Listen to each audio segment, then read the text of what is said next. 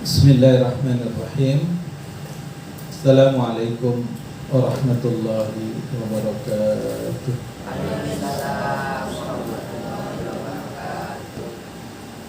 Alhamdulillahirabbil alamin. Alhamdulillahilladzi bi ni'matihi tadimus salihat wa bi fadlihi tatanazzalu khairat darajat. Waska salawatihi wa taslimiyatihi ala habibina wa syafi'ina wa qiyadatuna wa qudwatuna wa muallimuna Rasulullah Muhammad sallallahu alaihi wasallam wa ala alihi wa sahbihi wa man tabi'ahum bi ihsan ila yaumiddin. Amma ba'd. Allahumma inna nas'aluka ilman nafi'an wa rizqan tayyiban wa amalan mutaqabbalan. Allahumma inna na'udzubika min ilmi la yanfa' wa min qalbin la yakhsha wa min nafsin la tasba wa min du'a la yusma. Ayol hadirun rahimakumullah al-hibba. Bapak Ibu, abang adik semua yang cintai, alhamdulillah malam ini Allah kembali dudukkan kita, beri kita taufik sehingga bisa hadir bersama dalam majelis ilmu ini. Semoga Allah berkahi kebersamaan kita. Semoga Allah turunkan, Allah curahkan limpahan kasih sayangnya kepada kita selama berada di dalam majelis ini dan sesudah kita kembali ke rumah kita masing-masing. Amin ya rabbal alamin. Bapak Ibu abang ibu semua, pekan lalu lalu itu judulnya balas dendam agak panjang. Ayo tak kata cuti. Ya minta maaf lah karena agak panjang. Kita membahas kita mentadaburi surat Al-Ikhlas. Nah hari ini izin saya ingin mengajak kita mendalami sedikit pesan dari surat Al-Ikhlas. Apa yang membuat surat Al-Ikhlas itu begitu kuat pengaruhnya? Jadi suratul Ikhlas dia bercerita tentang kemurnian akidah, kemurnian tauhid ahad. Ya, orang yang berkeyakinan bahwa Allah Subhanahu wa taala itu ahad, ya. Allah itu esa, Allah itu tidak diduakan. Dan keyakinan yang seperti itu dia membuahkan iman, ya. Dan iman ini yang membuat kenapa surat Al-Ikhlas itu dikatakan sepertiganya Al-Quran, ya, karena dia berisi tentang kekuatan keyakinan kepada Allah Subhanahu wa taala, ya. Jadi kan ayat 1 itu ada semacam Allah memerintahkan Nabi SAW itu untuk berikrar, untuk menyatakan secara tegas, ya, qul huwallahu ahad. Itu kan ikrar, pernyataan tegas, ya. Nah, mari kita lihat sebentar.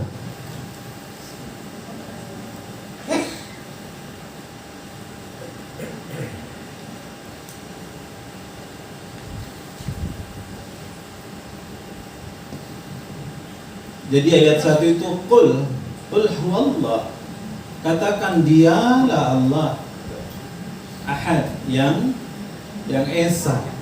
Esa kemarin itu satu yang tidak ada selainnya. Esa itu juga artinya satu, ya memang satu yang bulat, satu yang utuh gitu ya, yang tidak ada komponen lain. Masih ingat kalau saya kemarin bilang kalau HP ini Esa satu juga ini, tapi dia terdiri dari banyak komponen kan, ada kameranya, ada LCD-nya, ada baterainya, ada kartunya, ada memorinya, ada RAM-nya juga. Artinya walaupun satu tapi dia terdiri dari banyak komponen, sementara Allah itu tidak. Nah, ketika Allah bilang qul, itu kan semacam pernyataan, ikrar, ya. Semacam syahadah itu. Syahadah. Sama seperti kita kalau mengucapkan ada dua kalimat syahadat itu, ya. Syahadatain asyhadu an la ilaha illallah. Kurang lebih qul huwallahu ahad itu maknanya asyhadu an la ilaha illallah, tiada ilah selain Allah, ya. Nah, coba lihat kenapa pengaruhnya luar biasa ya. Kenapa pengaruhnya luar biasa? Mari kita lihat kata ikrar ini kalau dalam bahasa Arab itu apa nih artinya? Ya. Ikrar ini kalau dalam bahasa Arab, kamus bahasa Arab itu apa? Apa yang membuat para sahabat itu seperti Bilal bin Rabah ketika dia sudah ucapkan Allah ahad, ahad, ahad, itu kuat sekali keyakinannya. Karena orang-orang kalau dalam kaidah bahasa Arab, ya, kalau kaidah misal ya, kul tadi itu kan pernyataan, kesaksian, sama seperti kita mengucapkan asyhadu nih ya. Asyhadu an la ilaha illallah gitu ya. Asyhadu ini kalau dalam bahasa Arab dia punya makna tiga. Ya. Kalau berdasarkan kaidah bahasa, asyhadu ini satu artinya al-ikrar. Ikrar. Apa ikrar itu? Ya ikrar. Sudah jadi bahasa Indonesia ikrar ini ya dah. Apa? Sebutkan kuatnya. Iya. Pernyataan. Kalau dalam bahasa Arab, dalam kamus, ya, kalau dalam kamus ikrar ini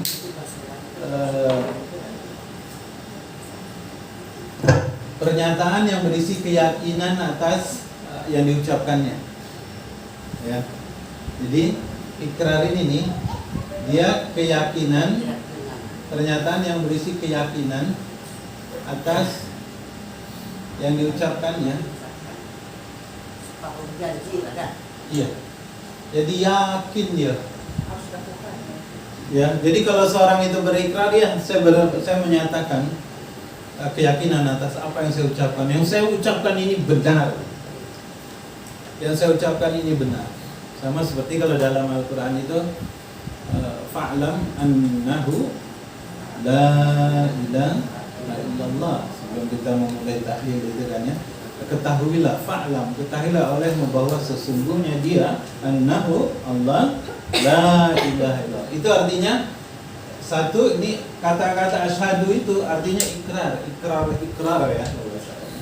Pernyataan yang berisi keyakinan atas apa yang kita ucapkan. Jadi ikrar itu bukan hanya sekedar lisan, bukan hanya sekedar tutur, bukan hanya sekedar ucapan, tapi dia berisi keyakinan, ada isinya di dalamnya. Jadi kalau seseorang mengatakan, ayo kita berikrar, tapi dalam hatinya tidak ada isinya, tidak sejalan dengan apa yang diucapkannya, itu bukan ikrar. Harus sama. Nanti yang kedua dalam bahasa Arab, kata-kata asyhadu itu qul, ya, katakanlah pernyataan itu dia bermakna al-qasam. Qasam ini sumpah. Kalau bahasa awaknya sumpah. Ya. Nah, harus apa? Harus ada senderan. Jangan ngecek. Datang ke sini. Tidak, maksudnya memang harus ada. Ayo mana yuk? Cari posisi dulu. Bisa. Masih ada tak? Masih muat. Ada masuk nih. Lihat yuk sini. Tak mampu dari yang depan tuh paling masuk merah. Tenang lah.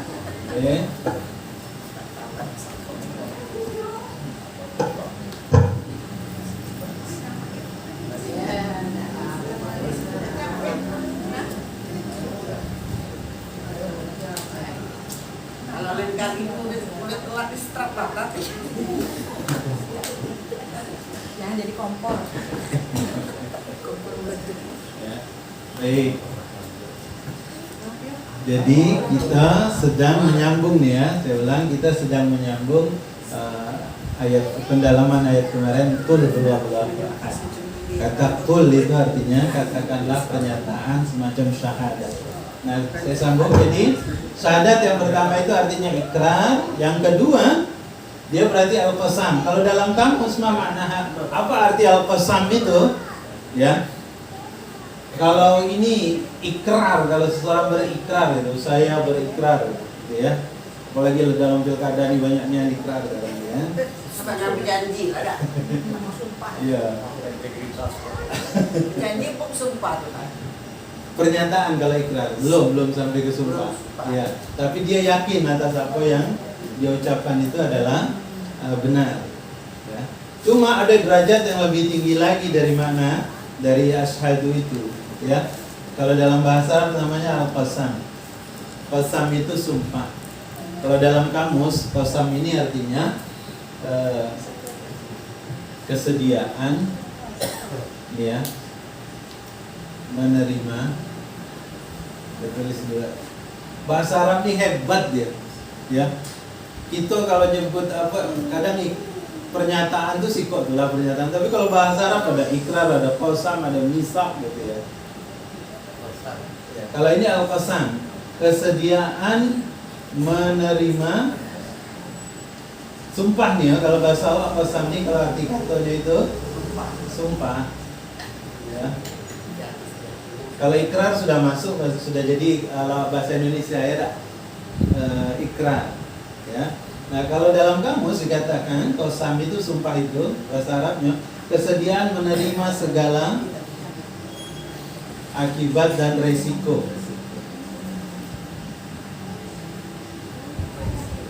dari apa yang diyakininya, apa yang diucapkannya.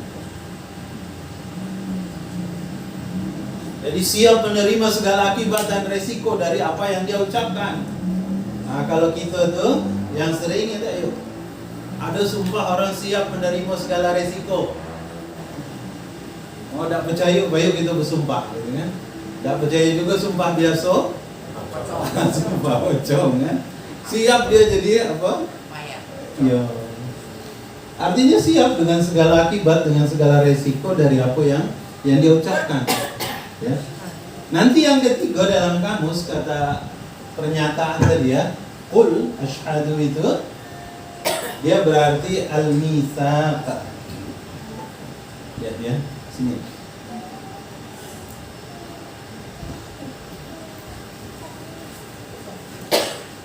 Mitsaq ini pakai sin gesta ya.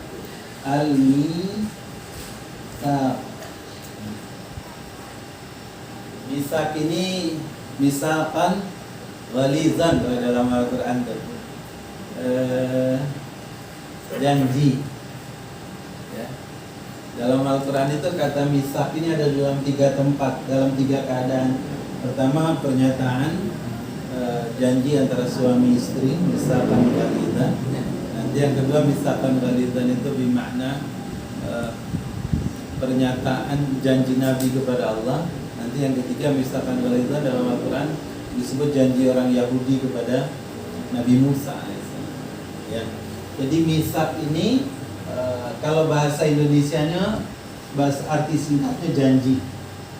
Ya, kalau arti singkatnya. Tapi kalau dalam kamus, ya, dalam kamus misak ini disebut Apa itu?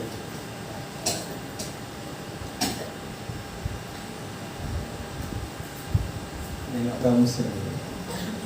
Takut salah saya.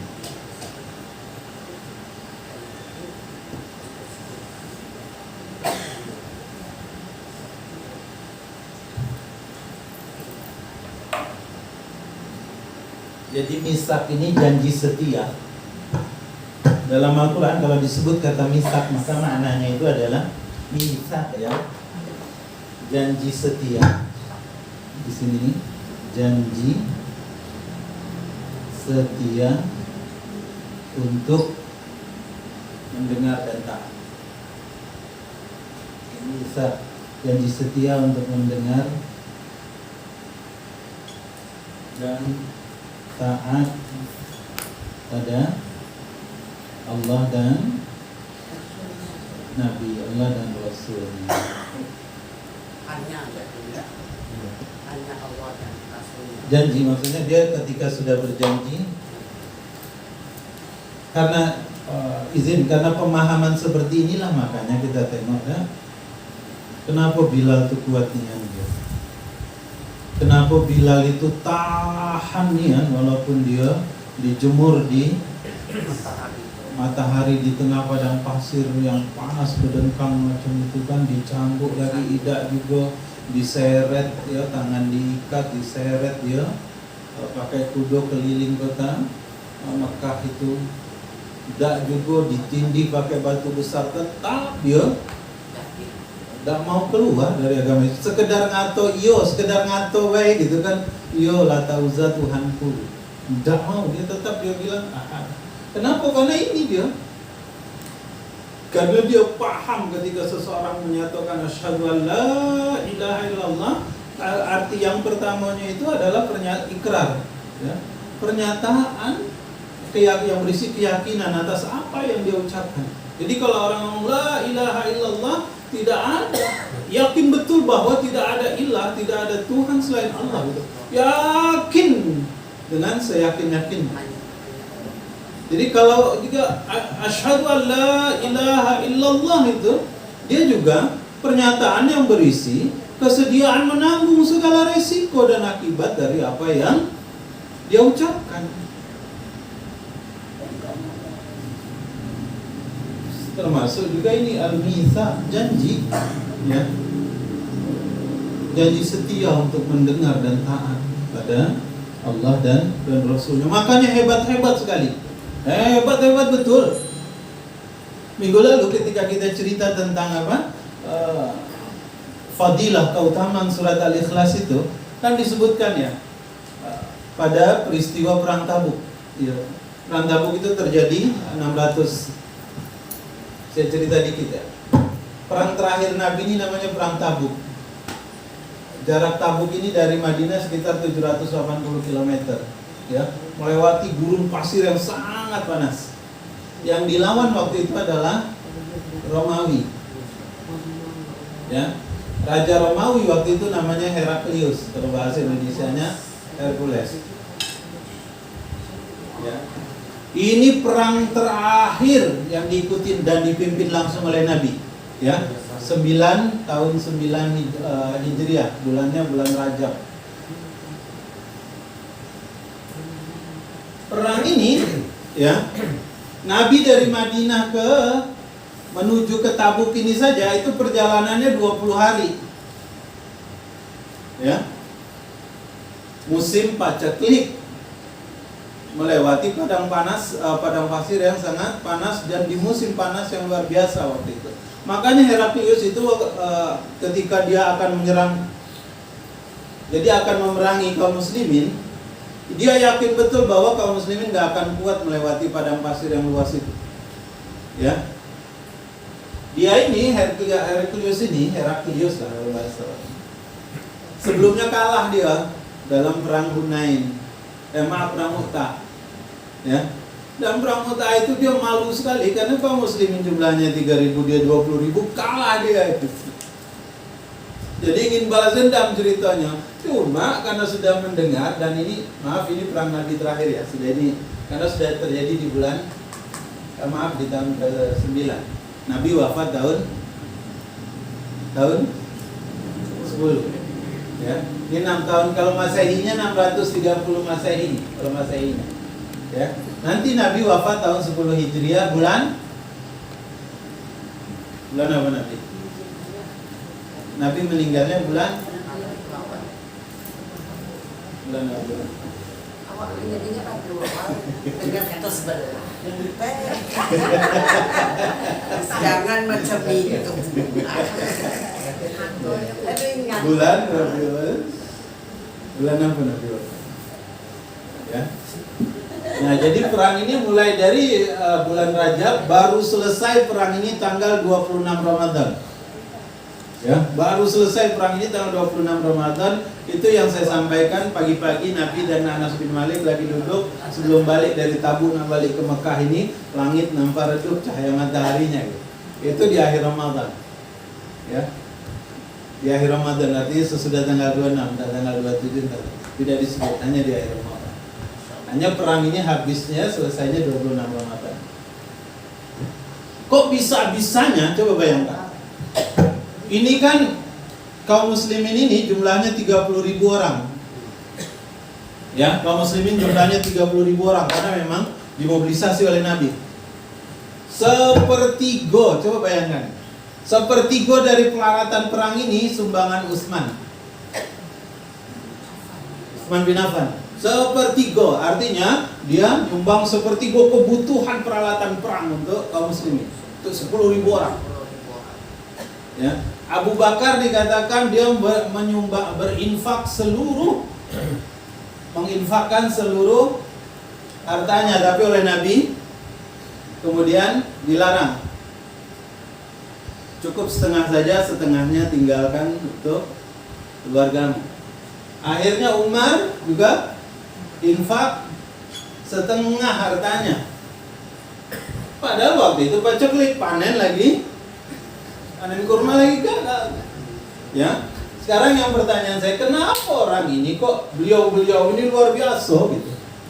Di saat susah malah dia sedekah sebanyak-banyak. Tidak. Awak lagi zaman susah, orang malah borong ke minimarket, taruh di gudangnya. Ya beda.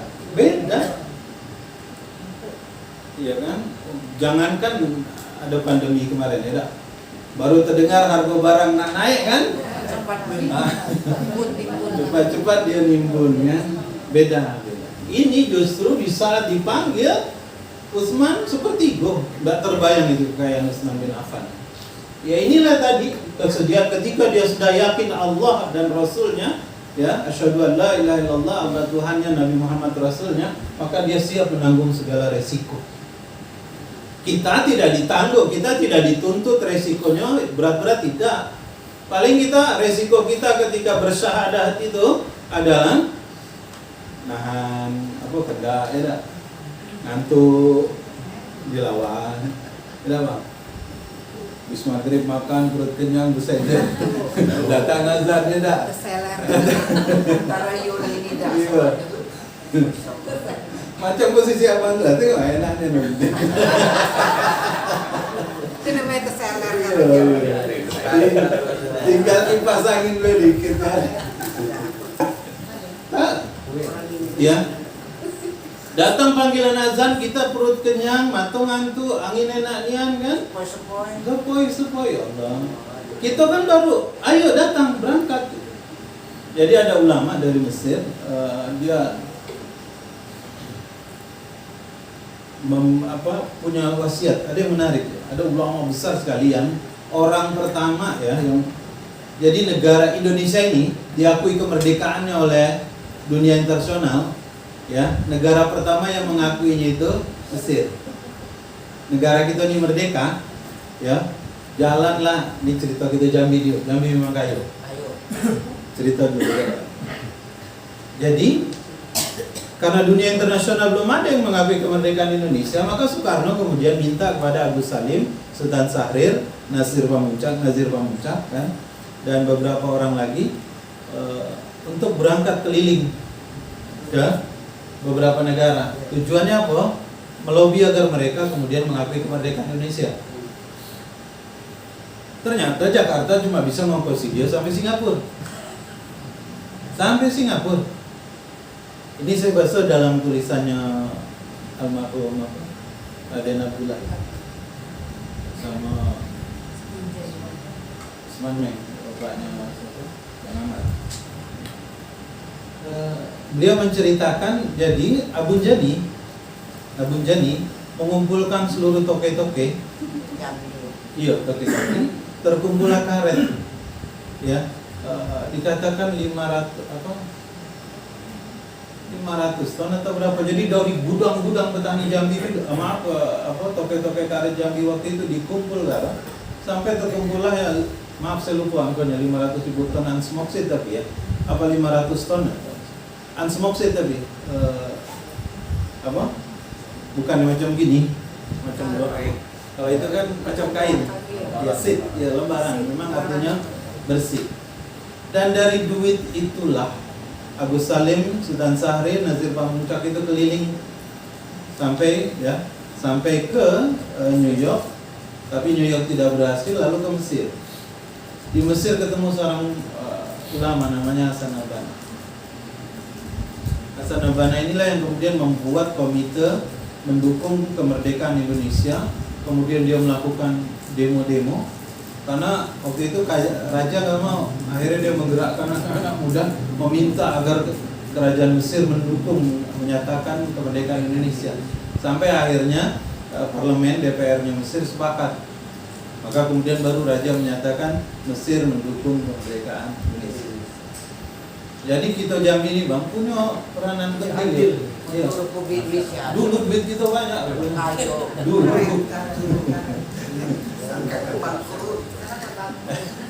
Kini banyak juga. Batu bara.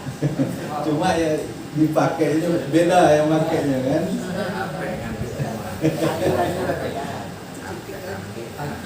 Jadi sewaktu Soekarno cerita Aceh nyumbang pesawat selawah itu, Hatta ke Jambi. Mulai dari kakek jalur dia itu dari Padang, Bungo, ya dah, mampir ke Seralamon, Mandiangin, Tembesi, Julian, baru sampai ke Jambi. Di Jambi, orang Jambi lagi nyumbang lebih besar ternyata emas dari Apo yang disumbangkan selawah. Tapi masalahnya dak kate yang nulis itu be. Masurai.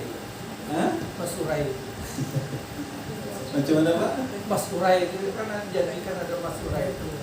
Masurai. Iya. Dia wallahualam untuk apa gitu. Tapi intinya kalau Aceh disebut-sebut, apalagi sampai sekarang diabadikan itu ya. Dikatakan anak Soekarno itu selalu menangis kalau menang. Jasa orang Aceh kepada Indonesia, anak Soekarno. Megawati. Orang yang ini cuek-cuek. Tidak, karena awak ada yang nulis ya. Iya. Ada sih kok ngomong yang lain bantah gitu, bukan bikin tulisan baru. Kita balik cerita Quran beda.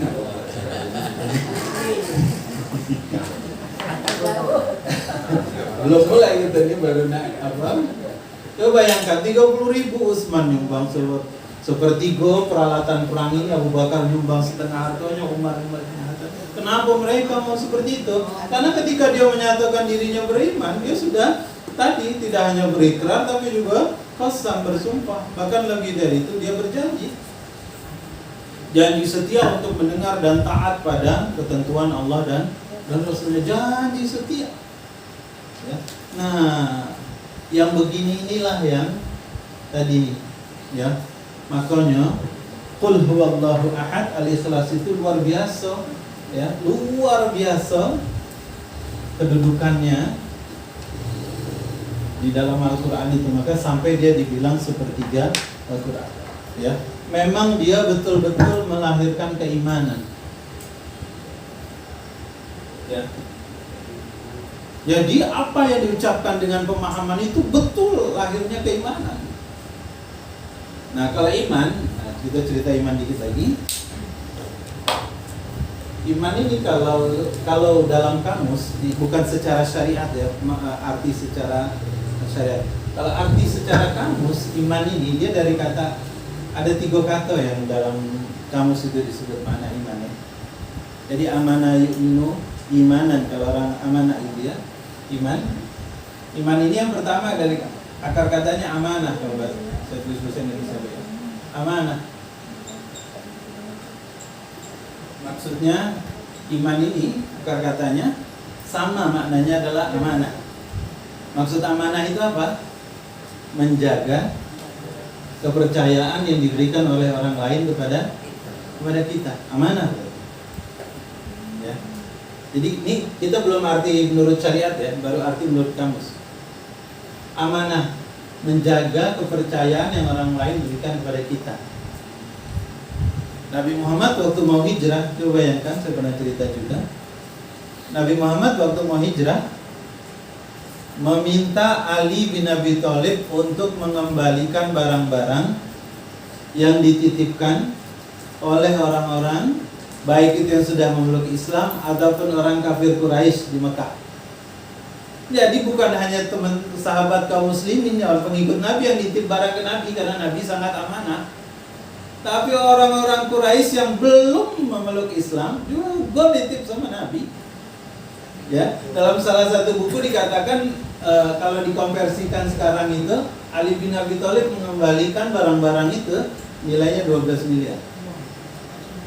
Artinya walaupun mereka tidak percaya pada ajaran Nabi, tetapi dia percaya sama Nabi bahwa Nabi adalah orang yang menjaga kepercayaan, ya, amanah. Sama berarti kalau pakai apa arti ini, makna ini, kalau kita beriman itu berarti kita menjaga apa yang dipercayakan kepada kita, menjaga apa yang sudah kita ya ucapkan. Ya, saya muslim, saya akan selalu taat kepada Allah. Lawannya ini adalah, lawan kata iman ini adalah tidak menjaga kepercayaan, apa? Khianat, ya. Nanti dalam kamus arti iman yang kedua itu tumakninah. Tumakninah itu artinya tumakninah. Sholat harus tumakninah. Sesuai dengan rukun. Itminan. Tumakninah. Apa tumakninah itu? Itminan. Ya Tuhan nafsul mutmainnah, wahai jiwa yang tenang. Tenang. Tumakninah itu artinya, kalau rukun sholat ada tumakninahnya, harus ada waktu awak tenang ya. Tidak macam apa? Ya harus berhenti, Allahu Akbar, ada diam sebentar, Allahu Akbar, diam sebentar, itu namanya tumakninah. Ya. Jadi iman juga bermakna tumakninah, ketenangan hati. Ini arti umum kata iman ya, belum arti umum dalam iman dalam arti syariat. Dulu orang Arab itu memaknai iman, satu adalah amanah, menjaga kepercayaan, yang kedua tumakninah, dia kalau dia yakin kepada sesuatu maka hatinya tenang. Tahu? Sesuatu yang membawa ketenangan dalam hati kita itulah iman. Kalau hati gelisah berarti itu maksiat. Ya. Nanti mana yang ketiga, kalau kita lihat orang Arab dulu kalau menyebut iman itu adalah tasdiq. Tasdiq.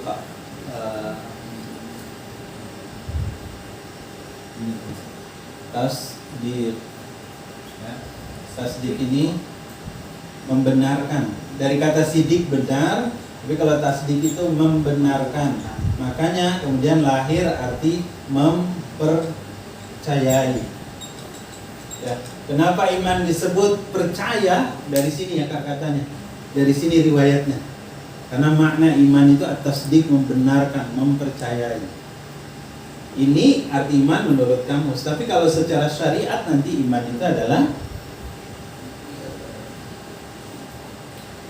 ini yang disebut, kita pakai penjelasan Imam Syafi'i, Imam Maliki, Imam Ahmad bin Hanbal ya. Ketiga ulama itu bilang iman kalau secara syariat,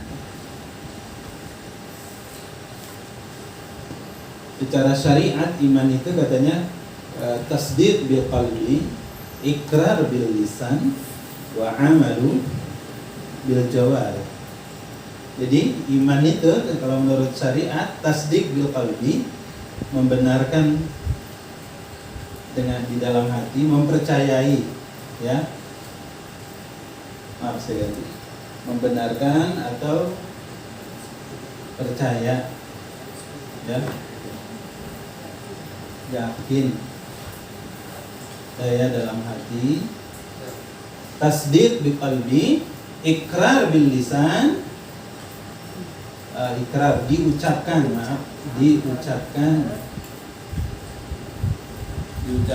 dengan lisan. Tapi ingat, bukan sekedar diucapkan, karena makna ikrar itu yakin, diikuti ucapan yang diikuti dengan keyakinan, ya. Lalu yang ketiga adalah wa'amalu bil jawari, dikerjakan dengan kerjakan dengan perbuatan, dengan anggota tubuh. Maka ini yang disepakati oleh para ulama. Apa yang dimaksud iman itu? Ini untuk merangkum makna yang ada di sini, plus juga tadi konsekuensi dari qul asyhadu, ya. Jadi iman itu, iman kita ini tidak sempurna secara syariat kalau tidak ada ketiga unsur ini, ya. Diyakini dengan hati, diucapkan dengan lisan, dikerjakan dengan perbuatan. Ingat dulu saya pernah menyampaikan sebelum ini, Abu Thalib paman Nabi tidak disebut beriman, padahal dia yang melindungi Nabi dengan nyawanya. Siapa orang yang mau mengganggu Nabi selama Abu Thalib masih hidup, ya, sampai Abu Thalib pun menanggung resiko karena diasingkan, diembargo secara ekonomi 3 tahun terakhir itu, tahun 6, 7, 8, ada yang bilang 7, 8, 9 sebelum Nabi hijrah. Yang sesudah dikembali karena apa? Semua kaum muslimin diasingkan ke lembah, nama lembahnya lembah Abu Thalib. Tidak boleh berhubungan dagang, tidak boleh memberi makanan, tidak boleh menikah, tidak boleh. Pokoknya kaum muslimin waktu itu diasingkan. Sama seperti orang Palestina sekarang tuh, hidup dalam Gaza itu, ya, dalam kepungan. Nah, Abu Thalib itu dia dengan perbuatan dia tolong Nabi. Karena apa? Karena dia utusan Allah. Ya, dan dia percaya dalam hatinya. Jadi sewaktu kenal, mulai kapan Abu Thalib itu percaya ponakannya adalah Nabi? Waktu Nabi umur 12 tahun pertama kali diajak berdagang ke Sam. Di mendekati kota Sam bertemu seorang pendeta namanya Bahira, ya, yang ngasih tahu karena nengok tanduk. Nabi berjalan, ada awan yang ikuti. Dikatakan juga dalam Tauratnya, ya, dalam kitab mereka, ada satu pohon yang kalau berteduh di bawah pohon itu berarti dia nabi. Terus ada lagi tanda kenabian di punggungnya. Ditengok kalau mirip sama anak 12 tahun itu. Sampai dia bilang sama Abu Thalib, jaga anak ini, karena dia nanti akan jadi nabi. Kalau bisa cepat-cepat pulang duluan, nanti dibunuh oleh orang Yahudi dia kalau ketahuan. Dan Abu Thalib percaya, ya. Jadi dia yakin betul ponakannya ini nabi gitu. Tapi Abu Thalib walaupun dia yakin ponakannya nabi, dia jago berpuluh-puluh tahun Nabi Muhammad itu, ya. Dia jago dari gangguan orang-orang kafir musyrikin. Kalau sahabat lain kan diganggu, kenapa tidak ada yang menjadi penjaminnya? Nabi Muhammad selama Abu Thalib masih hidup tidak ada yang mengganggu secara fisik. Kenapa? Karena yang menjamin Abu Thalib. Kalau bahasa gini, siapa yang coba-coba ganggu Muhammad berarti dia berhadapan dengan aku. Iyo, centeknya, centek, backnya, backing. Ya, bodyguard. Tetapi Abu Thalib tidak disebut beriman. Kenapa? Sampai dia meninggal, sampai Nabi Muhammad kan merayu-rayu kan.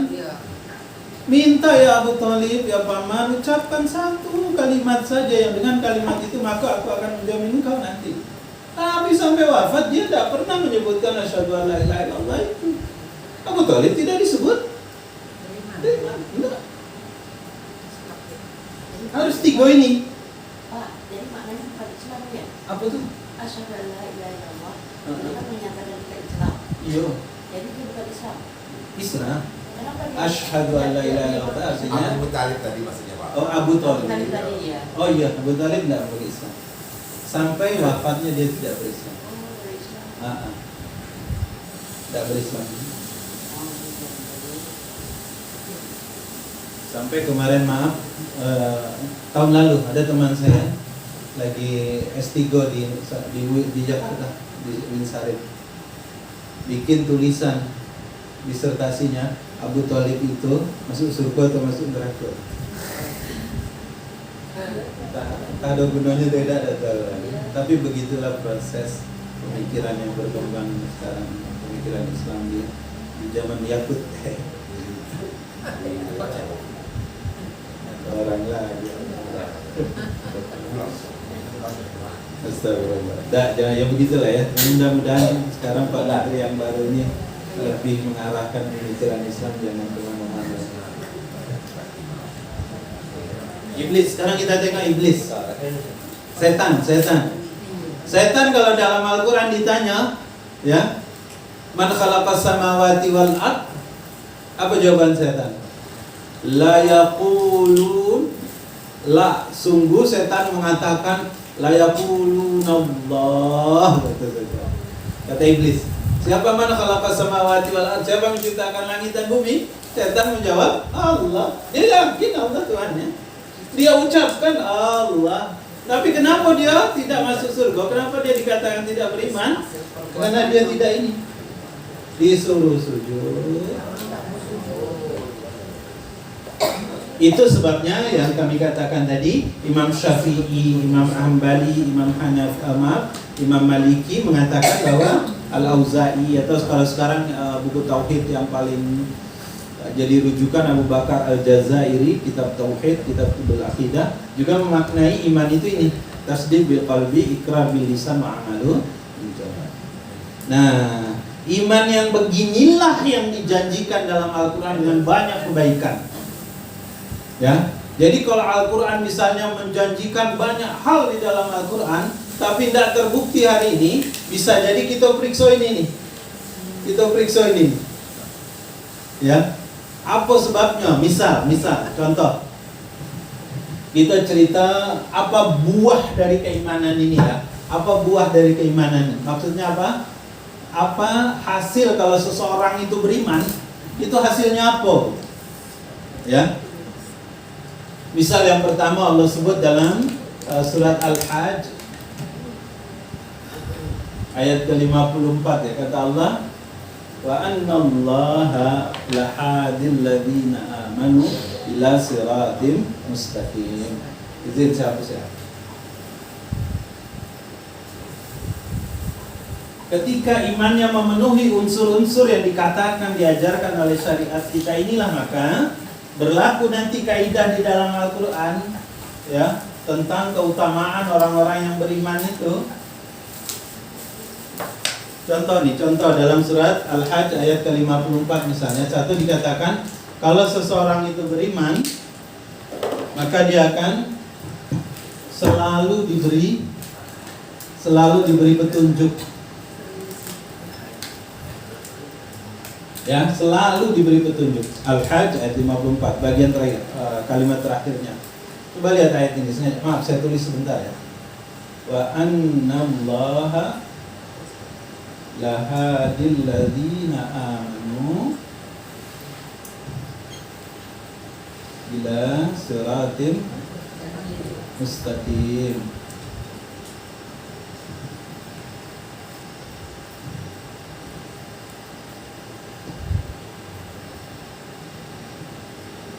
Wa annallaha lahadil ladzina amanu ila siratin mustaqim.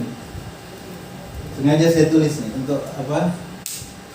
Saya baca apa? Saya penasaran kenapa Allah pakai kata ini gitu, ya. Maka saya bacalah tadi malam tuh, tadi subuh saya sambung lagi, saya kan penasaran. Pertama, dan sungguh. Ini contohnya ya. Dan sungguh Allah la hadi ini kan petunjuk ya. La ini artinya benar-benar. Kalau kita pakai bahasa Indonesia ya. La hadil ladzina amanu. Sungguh Allah akan benar-benar memberi petunjuk. Ya, ini dalam Al-Maraghi. Saya baca dalam tafsir Al-Maraghi mengartikan la hadi ini benar-benar. Kalau Buya Hamka mengartikan nih, lahadi ini senantiasa. Maksud senantiasa itu artinya selalu, tidak putus-putus. Ya. Al-Hajj. Bagian terakhir sekali. Bagian bawahnya sebelum panjang itu kan. Nah, bagian terakhirnya. Kalau kata Buya Hamka selalu diberi petunjuk. Maksudnya apa selalu diberi petunjuk itu? Dia tidak akan terganggu, tidak akan dipalingkan oleh setan. Tergoda. Tidak akan tergoda oleh setan. Jadi makna selalu senantiasa diberi petunjuk artinya apa? Tidak seumur umur selama dia berjalan dia tidak akan dipalingkan oleh setan. Tidak akan tergoda dia. Kalau ada orang tergoda berarti hatinya masih ada penyakit. Itulah yang harus kita sehatkan. Nanti kalau dalam tafsir Al-Qurtubi dikatakan la hadi di sini, makna la ini artinya menetapkan. Maksudnya apa? Petunjuk itu selalu bersama dia. Kurang lebih makna dengan senantiasa ini ya, menetapkan petunjuk untuk selalu berada dengan orang yang beriman ini. Ya. Nanti di dalam tafsir Ibnu Katsir dikatakan lahadi ini menunjukkan di dunia dan di akhirat petunjuknya. Nanti dalam tafsir yang lain, tafsir Al-Misbah, lahadi di sini maknanya adalah penambahan petunjuk, penambahan hidayah. Ini makna huruf lam saja nih ya. Nih. Nanti dalam tafsir yang lain di sini dikatakan. Terakhir saya baca tafsirnya Ibnu Katsir, sudah Misbah, Qurtubi, Al-Munir, Al-Adhar, Al-Maraghi. Berapa itu sudah? Ya. Coba bayangkan huruf lam. Jadi saya penasaran di huruf lamnya ini, kenapa Allah pakai benar-benar akan memberi petunjuk gitu. Ya, jadi kata Allah, sungguh Allah benar-benar akan memberi petunjuk. Allah senantiasa memberi petunjuk. Allah akan menetapkan petunjuk. Allah akan menambah petunjuk kepada orang yang beriman ila siratil mustaqim. Ya, kepada siratil mustaqim, jalan yang lurus. Nanti dalam tafsir tadi macam-macam itu, di sini ditulis jalan yang lurus. Di sini ditulis dalam agama Islam. Nah, siratil mustaqim yang lain, satu yang agak berbeda di sini, itu ada dalam tafsirnya Al-Munir. Dikatakan siratil mustaqim itu adalah pengamatan dan penglihatan yang benar yang membawa mereka terus kepada kebenaran. Ya, pengamatan dan penglihatan yang benar yang selalu membawa mereka kepada jalan yang benar. Jadi orang yang beriman itu sungguh kata Allah, Allah akan selalu, Allah akan senantiasa, Allah akan tetapkan, Allah akan tambah buat dia hidayah. Hidayah agar dia selalu ada di atas jalan yang lurus, agar dia tetap beragama Islam, agar penglihatan dan pengamatan dia itu selalu berada di atas kebenaran. Nanti satu lagi tafsir terakhir saya baca, nama tafsirnya tafsir Al-Aisar. Ya.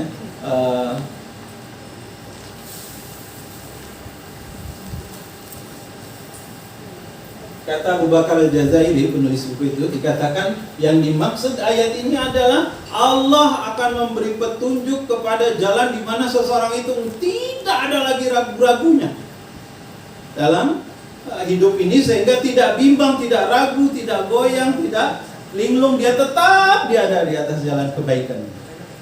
Nah, ini satu ayat ya. Saya mau cerita 8 ayat ya. Udah jam 9. Buktian mata sudah tunduk-tunduk. Lah, baik berapa dapat beda? Ya, coba lihat ayat ini. Ini janji Allah untuk orang yang beriman. Janji Allah untuk orang yang beriman itu. Baru dari satu ayat saja Allah bilang, kalau iman kita itu lengkap, iman kita itu benar, iman kita itu sempurna, ya, seperti yang tadi itu, hati, ucapan dan perbuatannya sejalan, ya, ada yakin atas apa yang diucapkan, siap menerima segala resiko atas ucapannya, atau janji setia untuk mendengar dan taat terhadap semua keputusan Allah dan Nabi-Nya. Benar itu ada nyangkut ahad tadi itu, qul huwallahu ahad, Allahus samad itu tertanam dalam hati, maka Allah bilang Allah akan sungguh, Allah akan benar-benar selalu memberi dia petunjuk, menambah dia petunjuk padanya, menetapkan tuh petunjuk, kenapa tujuan? Menetapkan petunjuk kepada dia, itu kan? Ya Allah, sekarang coba raso-raso. Apa yang terjadi pada diri kita? Berlaku tak kira-kira ayat ini? Iya ada. Nah bisa jadi, kenapa ayat ini kemudian lamnya ini tidak berlaku ke kita? Kita harus terus menyempurnakan. Ini tadi tak kul kita tuh, kulnya baru kulnya tadi itu kan ikrar, kulnya itu qasam, kulnya itu mitsaq, janji. Iya tak? Kalau ikrar berarti tadi keyakinan atas apa yang kita ucapkan. Kalau qasam tadi siap menanggung segala akibat dan resiko. Kalau mitsaq, janji artinya janji setia kita untuk dengar, untuk taat pada Allah dan Nabi. Kadang awak hari ini dengarlah tapi belum taatnya masih setengah-setengah, ya. Iya, kadang masih milih-milih. Kalau suruh puasa mesti telap kita mendengar dan taat, tidak? Beberapa tas ke ikhlas. Ada pakai jangan ngejek sambil Ini baru ayat 1, ya dah. Jadi kita membahas surat Al-Ikhlas tadi, yakin kita, ya. Qul huwallah, qul, ketika kita bilang qul itu artinya kita sedang berikrar. Ketika kita bilang qul berarti kita sedang al-qasam, kita sedang menyatakan bahwa kita siap menanggung segala. Tapi tidak serang-serang juga dah. Orang kalau didengar kalau Islam sudah apa? Dalam agama dibilang siap menanggung segala risiko, ada ya. Apa? Radikal, teroris gitu ya. Kalau zaman dulu apa? Islam garis keras. Iya, apa zaman kita muda-muda dulu itu istilah itu ekstrim.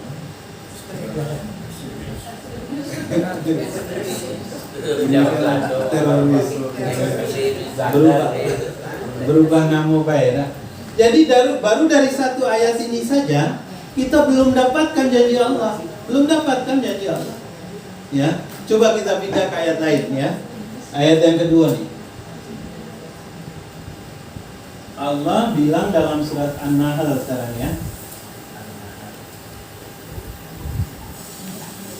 Ini janji Allah nih ya, bukan perkataan ulama ataupun bukan juga dari Nabi, tapi ini Al-Quran. Misal yang berikutnya Allah bilang dalam surat An-Nahl ayat 97. Surat An-Nahl kata Allah Subhanahu wa taala, yang kedua, orang yang beriman itu akan diberi kehidupan yang baik. Kehidupan yang baik. Ini janji Allah nih. Ya, dalam surat An-Nahl ayat 97.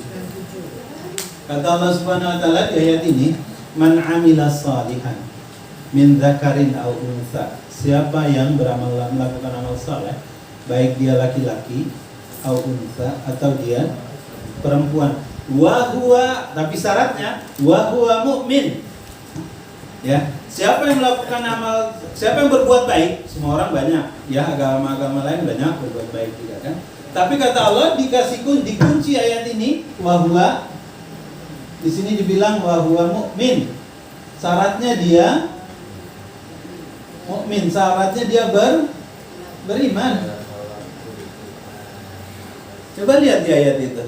Min dzakarin aw untha wa huwa mu'min falanuhyiyannahu. Coba.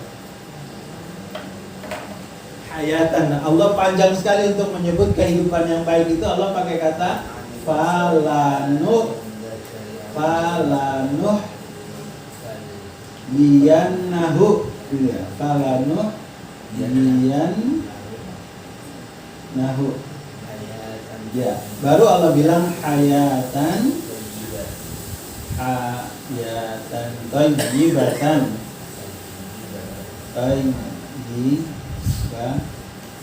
thayyibatan.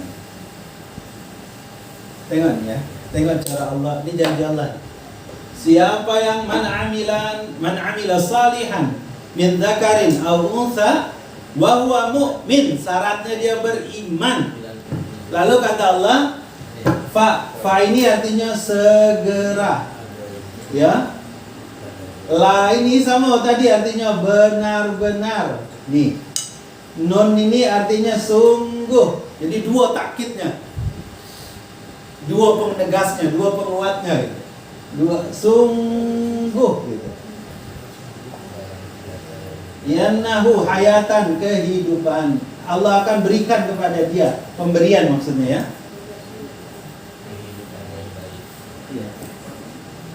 Allah akan pemberian.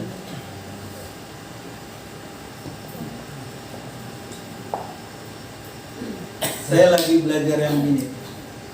Kami di rumah tuh lagi nyicil sekarang, beli ada buku tafsir namanya Tafsir 10 Qiraat. Jadi dia bahas yang begini-begini.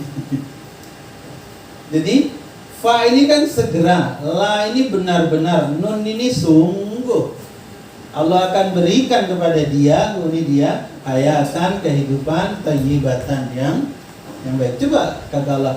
Jadi siapa yang beriman, segera, benar-benar, sungguh Allah akan berikan gitu. Coba macam mana nyebutnya itu?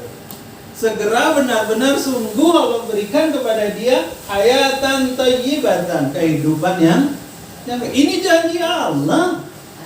Segera. Iya, bukan pasti lagi, 2 kali pastinya. Benar-benar, sungguh, tambah segera depannya. Iya, bahasa Arabnya taukid, penekanan, penegasan. Tapi penekanannya 2 kali, Bang. Double. Gitu kan, huruf lam dan huruf nunnya. Sekarang coba ukuran kehidupan yang baik itu macam mana ya? Tidak membalak, ya kalau ya hidupnya baik lah. Kalau membalak dikit-dikit biasa ya, tapi membalaknya tidak membuat dia jadi. Tapi kalau dia ngumpan gimana? Hah? Dia ngumpan gitu. Ya diawali dari Tio. Jangan curhat di sini.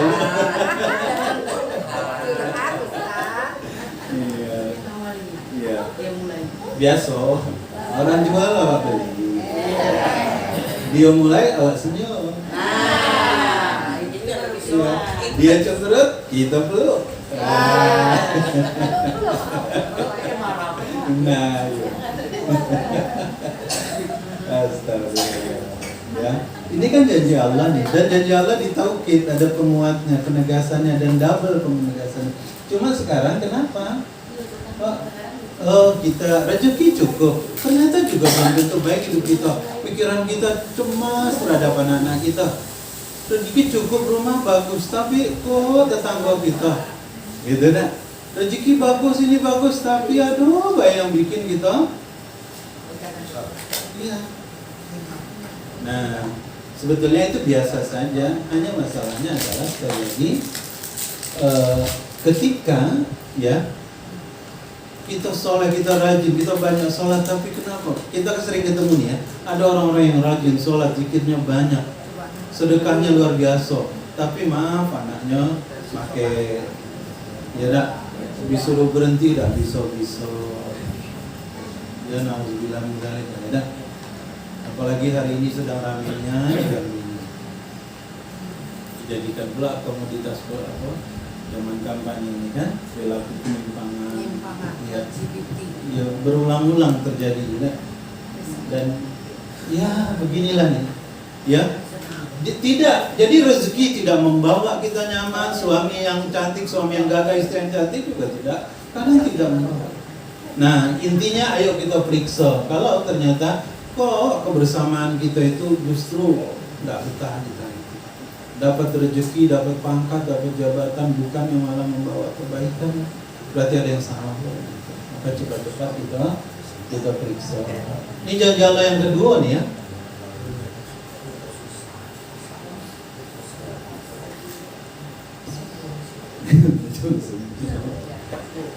Allahumma shalli ala Muhammad wa ala alihi wasallam. Nanti kata Allah yang lain dalam surat apa? Al-Baqarah. Kalau ini ayatnya kita hafal nih. Allahu waliyul ladzina amanu. Dalam surat sesudah ayat kursi itu, ayat 257. Allahu waliyul ladzina amanu. Allah akan menjadi wali. Wali itu maksudnya apa? Pelindung. Kalau Allah waliyul ladzina amanu, Allah jadi pelindung bagi orang yang beriman. Tapi kenapa periksa ya? Nanti janji Allah lagi, kata Allah dalam surat Al-A'raf ayat 96, walau anna ahlal qura amanu wattaqau la fatahna 'alaihim barakatum minas samawati wal ardh. Siapa yang beriman kepada Allah, kata Allah, Allah buka pintu-pintu kebaikan yang banyak dari langit, dan Allah buka juga pintu-pintu kebaikan dari dalam bumi. Enggak, apa? Hasil bumi diambil, awak dapat debunya baik. Ya udah, keluarga maaf orang banyak, justru yang wafat di jalan, misalnya tidak.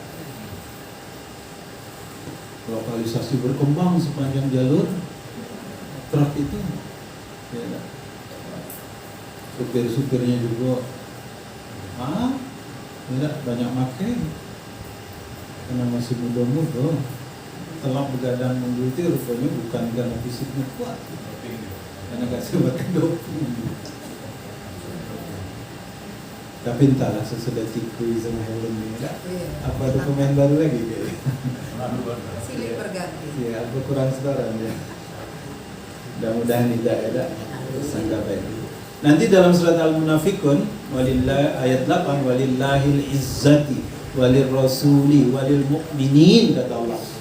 Pakai lil khusus itu untuk spesial gitu. Allah akan berikan kekuatan kepada Allah ya. Kekuatan itu hanya milik Allah, milik Rasulnya, dan milik orang yang beriman. Artinya kalau kita beriman, Allah akan beri kita power. Tapi hari ini kaum muslimin jadi ya malah dinistakan. Kenapa Palestina itu sudah setahun begini ya? Belakangan minggu ini semakin banyak anak-anak yang tidak tentu lagi bentuknya, mayatnya hancur. Kemarin saja 50 anak yang wafat kemarin itu dalam berita rutin saya ikuti ya, berita Palestina. Tidak ada yang bela. Siapa yang membela? Iya, entah. Amin. Insyaallah. Jadi bidadari. Tabungan maknya, tabungan bapak. Nanti buat orang yang beriman, kata Allah, dimenangkan dari musuh-musuhnya. Wa kana haqqan alaina nasrul mu'minin. Allah pakai kata wa kana haqqan. Haqqan itu artinya wajib. Jadi kata Allah, dan demikianlah wajib alaina, atas maksudnya Allah mewajibkan ya. Allah mewajibkan zatnya, Allah mewajibkan dirinya untuk nasrul mu'minin, menolong orang yang ada iman di dalam hatinya. Nanti ada lagi dalam surat Al-Hajj juga ayat 38, innallaha yudafi'u 'anil ladzina amanu. Allah pasti bela orang yang beriman. Nanti ada lagi dalam surat An-Nisa ayat 41, walay yaj'alallahu lil kafirina 'alal mu'minina sabila. Tidak, walai itu artinya tidak akan pernah ada. Tidak akan pernah ada jalan bagi orang kafir untuk menguasai orang yang beriman. Tapi hari ini apa yang terjadi? 1001 jalan ya. Orang kafir, orang-orang non-muslim, orang yang tidak beriman itu menguasai orang beriman itu. Nanti ada lagi janji Allah, orang beriman itu akan selalu dikuatkan, akan diberi kekuasaan. Dalam surat An-Nur 55, wa'adallahu alladhina amanu minkum وعملوا الصالحات لا يستخلفنهم في الأرض كما استخلف الذين من قبلهم ولا يمكنن لهم دينهم الذي ارتضى ويبدلنهم من بعد خوفهم أمنا. Allah beri kekuatan, Allah beri rasa aman, Allah pasti tolong terus. Tapi itu semua belum tidak kelihatan hari ini, tidak kelihatan. Nah hanya, kita tidak usah jauh-jauh ya, dari dua ayat ini biar dulu kita berkacau ya. Ternyata dari kata-kata ini berarti masih ada yang kurang dari iman kita ini, sehingga apa-apa yang Allah janjikan dalam Al-Quran itu belum hadir untuk kita. Nah, maka dengan tadabbur surat Al-Ikhlas kemarin, Qul huwallahu ahad, ya. Allah itu satu. Qul, dari kata qul itu yuk kita periksa lagi komitmen. Qul itu gitu tadi ya. Kesediaan kita, keyakinan kita atas apa yang kita ucapkan. Jadi kita mengucapkan ahad, Allah satu itu yakin kita gitu. Ya, siap juga menanggung resikonya. Maksudnya apa? Kalau awak sakit sudah datang ke dokter, sudah datang ke rumah sakit, tidak sehat juga, tahu-tahu ada orang yang menunjuk tahu di sana ada orang pintar katanya gitu kan? Iya, ada orang pintar. Tahu, apalagi kita tanya macam mana cara dia ngobatnya. Oh, harus bawa ayam hitam. Nah sudah. Tapi kalau awak kepengen sehat sudah putus asa kan? Pergi juga kita, itu tidak sumpah, kosamnya tidak berlaku, ya, misaknya janji setianya tadi itu, ya untuk mendengar dan taat pada Allah dan Rasulnya batal. Berarti, iya tidak qul huwallahu ahad. Ya, masih ada, iya tidak kuat. Di sini tidak dapat tuh, lamnya ini tidak benar-benar senantiasa selalu ditetapkan, ditambah, belum dapat gitu. Ya, jadi malam ini yuk kita pelan-pelan terus kuatkan tingkatkan terus tajdid terus iman kita itu. Caranya macam mana? Kata ulama dua saja. Ya, sederhananya. Ya dah. Cara kita untuk menguatkan iman itu satu, lakukan terus ketaatan. Yang kedua, tambah ilmu. Ya, jadi kalau dalam tafsir itu dijelaskan bahwa cara menambah iman itu satu, senantiasa dalam ketaatan. Yang kedua, belajarlah terus, tambahlah iman terus. Orang yang kemudian turun imannya itu karena dia melakukan kemaksiatan. Yang kedua, dia tidak menambah. Dia merasa akulah adik, akulah profesor, akulah dokter, tahulah. Kalau si jambinya itu, tahulah aku, tualah padek lah aku, kamu lagi bahasa. Ya, kalau sudah keluar bahasa itu, hati-hati, ya. Jadi sekali lagi kuncinya dua. Dan alhamdulillah ya dah, kita guyur-guyur dikit-dikit, saling ya, ngaji dikit-dikit ya dah. Saya dua yang mudah-mudahan menambah. Paling tidak saling mengingatkan lah ya dah. Saling tukar-tukar bacaan. Ya, kebetulan saya baca, kita bertukar cerita. Semoga ada manfaatnya untuk kita. Semoga Allah kuatkan juga iman kita. Amin ya rabbal alamin. Demikian yang bisa kami sampaikan. Aku qauli hadza. Mohon maaf kalau ada kata-kata yang kurang berkenan di hati atau ada yang salah. Sekali lagi mohon dimaafkan. Subhanakallahumma. Mari kita tutup dengan doa penutup majelis. Subhanakallahumma wa bihamdika asyhadu an la ilaha illa anta astaghfiruka wa atubu ilaik. Assalamualaikum warahmatullahi wabarakatuh.